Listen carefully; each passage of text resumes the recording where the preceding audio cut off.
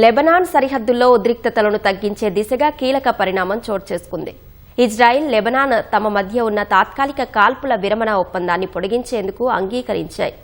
America విదేశాంగ శాఖ మధ్యవర్తిత్వంలో జరిగిన 4వ విడత చర్చల అనంతరం ఇరు దేశాలు ఒక ఉమ్మడి ప్రకటన విడుదల చేశాయి. ఈ ఒప్పందంలో భాగంగా లెబనాన్ లోపల కొన్ని ప్రత్యేక పైలట్ భద్రతా వలయాలను ఏర్పాటు చేయనున్నారు. ఈ ప్రాంతాల నుంచి హెజ్బొల్లా మిలిటెంట్లను పూర్తిగా నిషేధించనున్నారు. లితానీ నదికి దక్షిణంగా ఉన్న ప్రాంతాల నుంచి హెజ్బొల్లా మిలిటెంట్ పూర్తిగా వెనక్కి వెళ్లాలని, అలాగే వారి దాడులను పూర్తిగా నిలిపివేయాలనే షరతుపైనే కాల్పుల విరమణ పొడిగింపు ఆధారపడి ఉంటుందని ఇరు పక్షాలు స్పష్టం చేశాయి. ఈ భద్రతా వలయాలను ఎలా ఏర్పాటు చేస్తారనే దానిపై ఇంకా పూర్తి స్పష్టత రానప్పటికీ ఆయా ప్రాంతాలపై లెబనాన్ అధికారిక సైన్యం పూర్తి నియంత్రణ సాధిస్తుందని ఒప్పందం పేర్కొంది. ఈ చర్చల్లో హెజ్బొల్లాకు ఎలాంటి భాగస్వామ్యం కల్పించలేదు.